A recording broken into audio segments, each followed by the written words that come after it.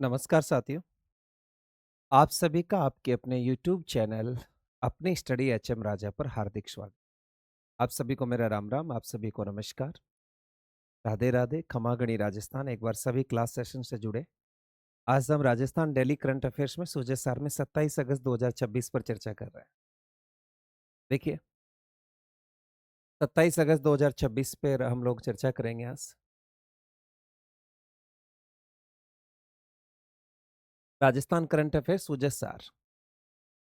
सबसे पहले बात करते हैं मिस यूनिवर्स इंडिया 2026 का जयपुर में आयोजन। बहुत अच्छा प्रश्न है। मिस यूनिवर्स इंडिया 2026 का जयपुर में आयोजन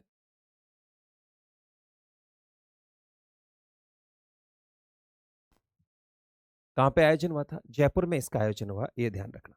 देखिए, miss universe India miss universe India 2026 की विजेता कौन है? तो केरल की 19 वर्षीय कानून की छात्रा काजिया लीज। काजिया लीज, ध्यान रखना। काजिया लीज मेजो ने मिस यूनिवर्स इंडिया 2026 का खिताब अपने नाम किया।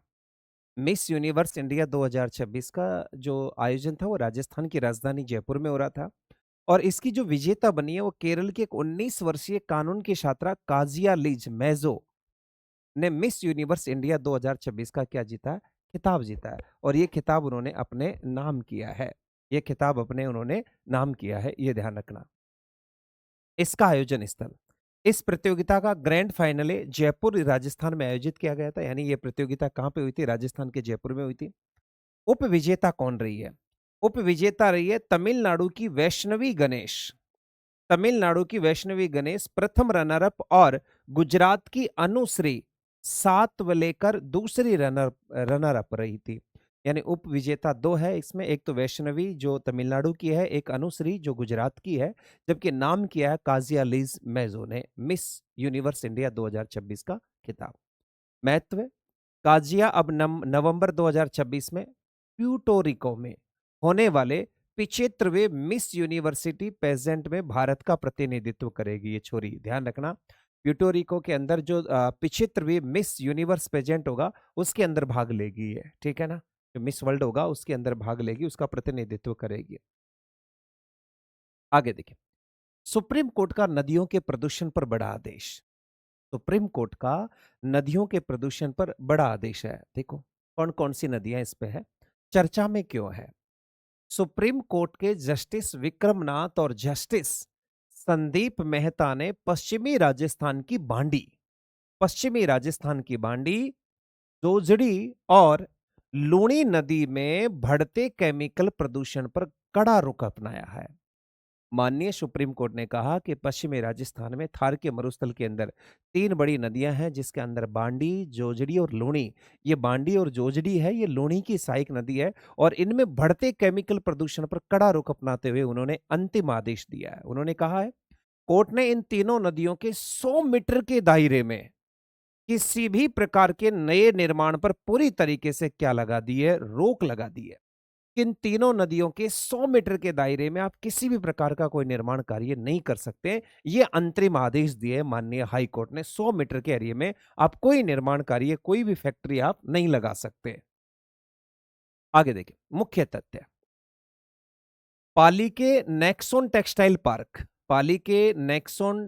पार्क और बालोतरा के हिमाड़ा टेक्सटाइल पार्क से निकलने वाले केमिकल इन नदियों को प्रदूषित कर रहे हैं। बांडी नदी को राजस्थान की केमिकल रिवर या सबसे प्रदूषित नदी भी कहा जाता है। राजस्थान की केमिकल रिवर के नाम से किसे जाना जाता है? तो राजस्थान की केमिकल रिवर या सबसे प्रदूषित नदी के रूप में बांडी नदी को जाना जाता है। बांडी नदी ये किसकी सहायक है? तो ये लूणी की सहायक है बांडी नदी। तो ध्यान रखना, इसमें एक तो नेक्सोन टेक्सटाइल पार्क पाली के अंदर है कि हिमाड़ा टेक्सटाइल पार्क जो बालोतरा के अंदर है। इन दोनों का जो प्रदूषित जल है, जो केमिकल है, वो इस नदी में आकर मिलता है। इसलिए माननीय हाई कोर्ट ने कहा, सुप्रीम कोर्ट ने कहा था कि लूणी, बांडी और जोजड़ी, इनसे आपको 100 मीटर के दायरे में कोई निर्माण कार्य नहीं करना आपको, और इन नदियों को संरक्षण दिया गया है माननीय सुप्रीम कोर्ट ने। आगे देखिए, राज ड्रोन हब को राज ड्रोन हब की स्थापना की मंजूरी दे दी है। राजस्थान में राज ड्रोन हब बनेगा। ये कहाँ बनेगा, किस प्रकार की इसकी विशेषता है, उसको मंजूरी दे दी गई। वैसे ऑफलाइन क्लास के जो बैचेज हैं, उन बैचेज की 28, 29 और 30 की छुट्टी है, यानी सोमवार को क्लास आयोजित होगी। तो ऑनलाइन की छुट्टी भी आपकी लगभग 28, 29, 30, ये करंट अफेयर्स की 3 दिन की आपकी छुट्टी रहेगी। फिर भी अगर कल मैं यहाँ रहा तो कल क्लास हो सकती है, इसलिए मैं टेलीग्राम पर और आपको इन्फॉर्मेशन प्रदान कर दूंगा कि कल क्लास होगी या नहीं होगी। अगर कल क्लास होगी तो फिर 29, 30 की आपका अवकाश रहेगा, फिर 30 का संडे वैसे ही रहेगा, और 28 कल राखी है। अगर मैं रहा यहाँ तो क्लास आपकी जरूर होगी, और अगर मैं चला गया गाँव तो फिर आपकी क्लास नहीं हो पाएगी। तो वो मैं टेलीग्राम पे सूचना दे देंगे। चर्चा में क्यों है? सूचना प्रौद्योगिकी एवं संचार विभाग डीओआईटी ने राज्य में कानून व्यवस्था, आपदा प्रबंधन और कृषि क्षेत्र की मॉनिटरिंग को उन्नत बनाने के लिए प्रदेश का पहला हाई टेक ड्रोन हब स्थापित करने की प्रशासनिक मंजूरी जारी कर दी गई है।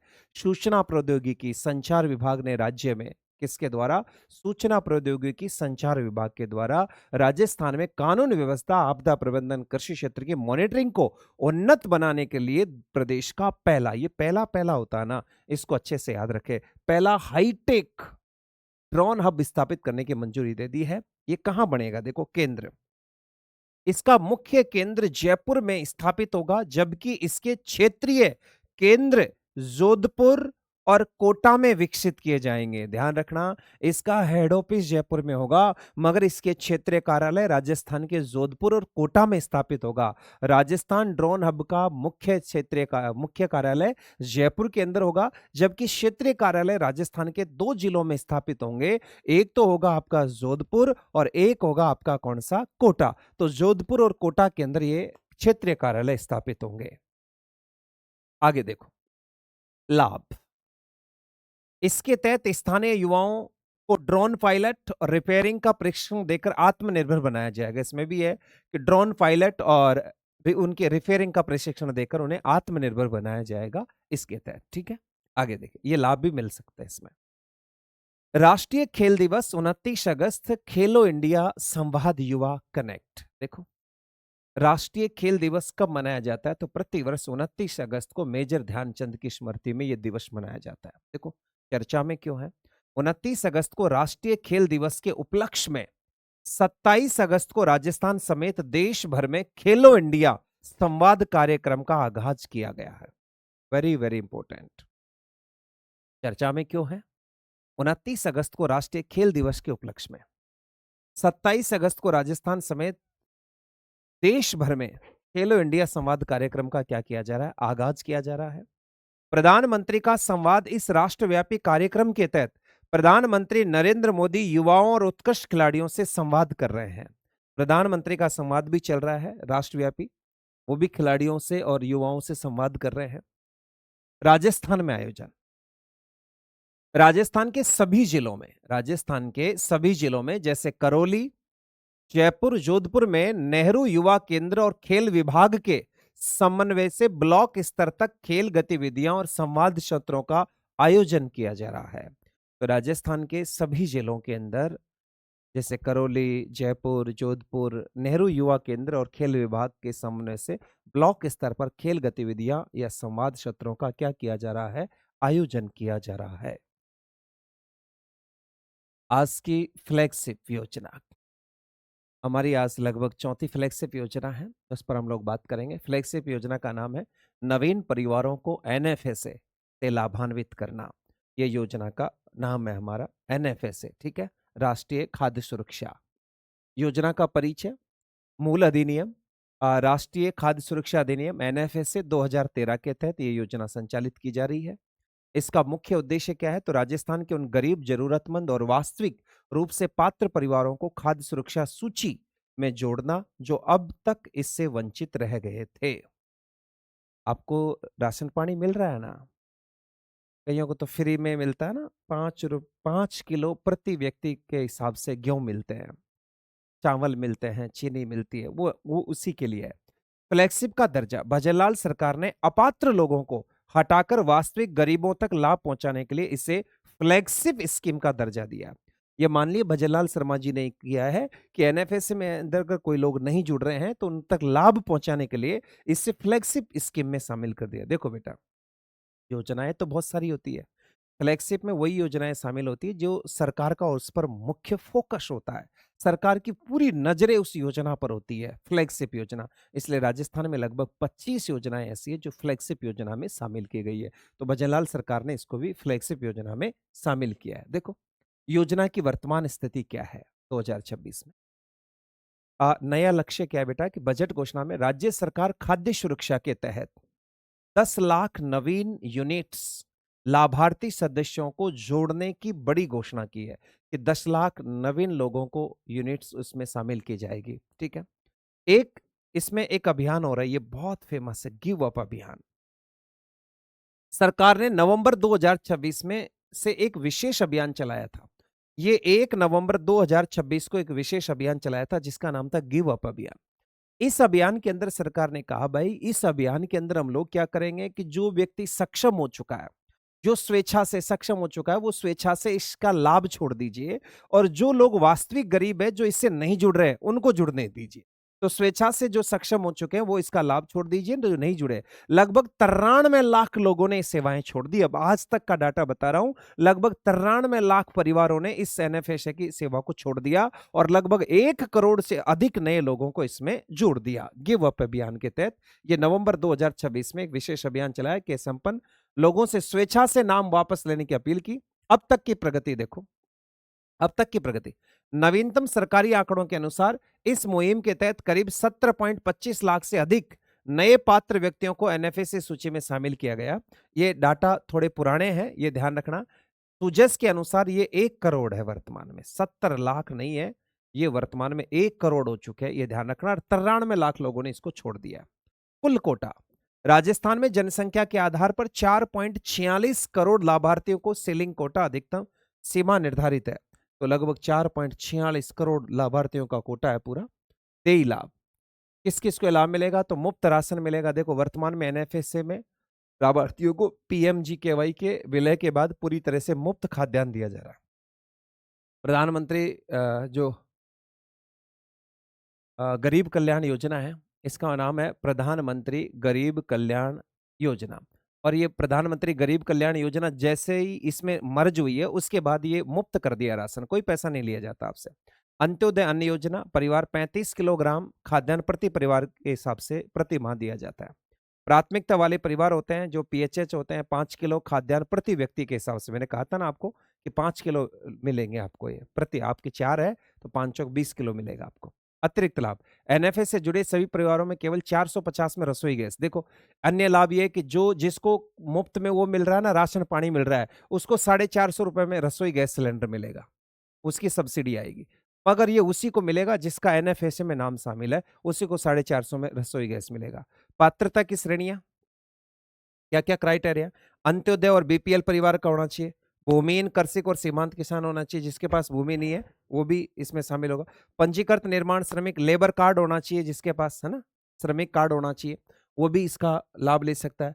वृद्धावस्था, विधवा और दिव्यांग पेंशन भोगी भी वो ले सकते हैं। कचरा बीनने वाले होते हैं, स्ट्रीट वेंडर्स होते हैं, अत्यंत गरीब लोग हैं, वो भी इसमें भाग ले सकते हैं। तो इस प्रकार की आज की एक करंट अफेयर्स की क्लास थी। अब हम बात करते हैं कल। आज सुजस डाउनलोड नहीं हो पा रही थी, अब तक मैंने देखा सुजस डाउनलोड नहीं हो रही, हो जाएगी, बाद में बात कर लेंगे। तो आज सुजस नहीं है क्योंकि डाउनलोड नहीं हो पा रही थी सुजस, टेक्निकल प्रॉब्लम के कारण साइट पे। इसलिए अब कल जो पढ़ा के गया वो 5 प्रश्न आपको हल करने हैं, उनके उत्तर देना। 26 अगस्त के प्रश्न है, एमसीक्यू प्रश्न जो कल पढ़ा के गया था। ये अभ्यास हेतु है। प्रश्न संख्या पहला आपकी स्क्रीन पर है और आपको प्रश्न संख्या 1 का जवाब देना है। क्या है? आयुर्वेद दिवस 2026 के अवसर पर आयोजित होने वाली 2 दिवसीय राष्ट्रीय कार्यशाला की मेजबानी कौन सा शहर करेगा? बहुत अच्छा प्रश्न पूछा गया। आयुर्वेद दिवस 2026 के अवसर पर आयोजित होने वाली 2 दिवसीय राष्ट्रीय कार्यशाला की मेजबानी कौन सा शहर करेगा? जोधपुर, जयपुर, उदयपुर, बीकानेर। जल्दी बताइए कौन सा शहर करेगा? कमेंट कीजिए फटाफट, कौन सा शहर करेगा बेटा? शाबाश। इसकी जो वो है वो जयपुर शहर करेगा। प्रश्न संख्या 2 को देखिए। बाटुंबी ओपन इंटरनेशनल वुशु प्रतियोगिता, बाटुंबी इंटरनेशनल वुशु प्रतियोगिता 2026 में 3 स्वर्ण पदक जीतने वाली दिव्या चौधरी का संबंध राजस्थान के किस खेल परिदृश्य से है? 3 स्वर्ण पदक जीते इसने, 3 स्वर्ण। इसका संबंध किससे है? निशानेबाजी से, बैडमिंटन से, वुशु से।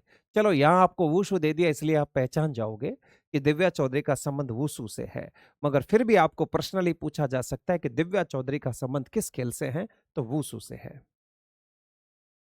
तीसरा प्रश्न, 80वें स्वतंत्रता दिवस पर राष्ट्रपति भवन में विशेष अतिथि के रूप में आमंत्रित महिला सरपंच भूरी देवी किस जिले की हातला ग्राम पंचायत से संबंधित रखती है? 80वें स्वतंत्रता दिवस पर राष्ट्रपति जी ने राजस्थान की किस जिले की महिला सरपंच भूरी देवी को आमंत्रित किया? यह हातला ग्राम पंचायत नवाताला हातला ग्राम पंचायत की सरपंच है। कौन से जिले की है? बाड़मेर, जैसलमेर, नागौर, सीकर। बताओ जल्दी। इतना टाइम थोड़ी लगता है भाई। शाबाश। ये राजस्थान के बाड़मेर जिले के हातला ग्राम पंचायत की। भागे मत रे यार भाई, डर जा रहे हैं। प्रश्न संख्या 4, दुनिया का पहला आरटीआई सूचना का अधिकार लिविंग, दुनिया का पहला आरटीआई ब्रेगिट सूचना का अधिकार लिविंग म्यूजियम राजस्थान के किस स्थान पर बनाया जा रहा है? दुनिया का पहला, ये अच्छे से स्टार लगा लेना इस पर। दुनिया का पहला आरटीआई सूचना अधिकार, ये आरटीआई कहते हैं सूचना का अधिकार अधिनियम, ठीक है। सूचना का अधिकार लिविंग म्यूजियम संग्रहालय राजस्थान के किस स्थान पर बनाया जा रहा है? झालाना जयपुर के अंदर बनाया जा रहा है, नर्मदखेड़ा ब्यावर में बनाया जा रहा है, रावत भाटा चित्तौड़ में, जैसलमेर पोखरण में। जल्दी बताओ फटाफट, क्या होगा इसका राइट आंसर? कहाँ बनाया जाएगा? जयपुर में, ब्यावर में, चित्तौड़गढ़ में। शाबाश। नर्मदखेड़ा, राइट आंसर बी, नर्मदखेड़ा ब्यावर में बनाया जाएगा, ये ध्यान रखना। दुनिया का पहला आरटीआई लिविंग म्यूजियम। और आज का 5वां प्रश्न, मुख्यमंत्री निशुल्क जांच योजना के तहत प्राथमिक स्वास्थ्य केंद्र पीएससी स्तर पर वर्तमान में कितनी प्रकार की जांचें हो रही है? मुख्यमंत्री निशुल्क योजना कल पढ़ा के गया तो इसमें पूछा कि प्राथमिक स्वास्थ्य केंद्र जो पीएससी होती है गांव में, उस पर कितने प्रकार की जांचें निशुल्क उपलब्ध कराई जा रही है? 15 प्रकार की, 37 प्रकार की, 56 प्रकार की, 90 प्रकार की। जल्दी से फटाफट, कितने प्रकार की जांचें फ्री हो रही है?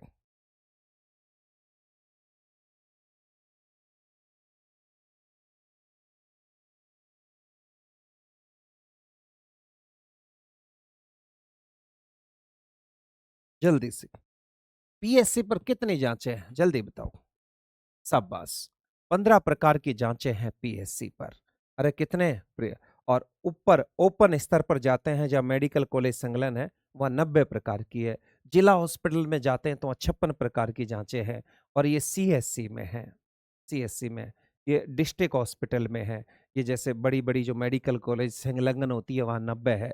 तो 90, 56, 37, 15, तो इसका राइट आंसर 15 होगा भाई। कितना होगा? 15 होगा, ये ध्यान रखना। तो ये आज की हमारी क्लास रही है। ये आपके 5 प्रश्न हैं आज जो पढ़ा है वो फिर पूछेंगे। अब आपको थोड़ा सा ये बता देते हैं।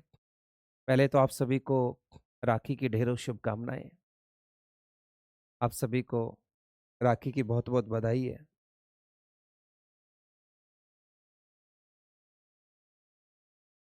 कल की क्लास का आपकी जो सूचना है वो टेलीग्राम पर दे दी जाएगी, ठीक है। कहते हैं ना कि रेशम के धागे में सिमटी है दुआएं हजारों, रेशम के धागे में सिमटी है दुआएं हजारों, राखी का त्योहार मुबारक हो आपको यारो, राखी का त्योहार मुबारक हो आपको यारो। तो आप सभी को बेस्ट ऑफ लक, आप सभी का बहुत बहुत धन्यवाद। आपका यह प्यार प्रेम मुझ पर इसी प्रकार बना रहे, क्लास निरंतर चलती रहे। आप चैनल पर नए हो तो चैनल को जरूर सब्सक्राइब करें, क्लास को जरूर शेयर करें। आप सभी को बहुत बहुत धन्यवाद। आप सभी को बेस्ट ऑफ लक।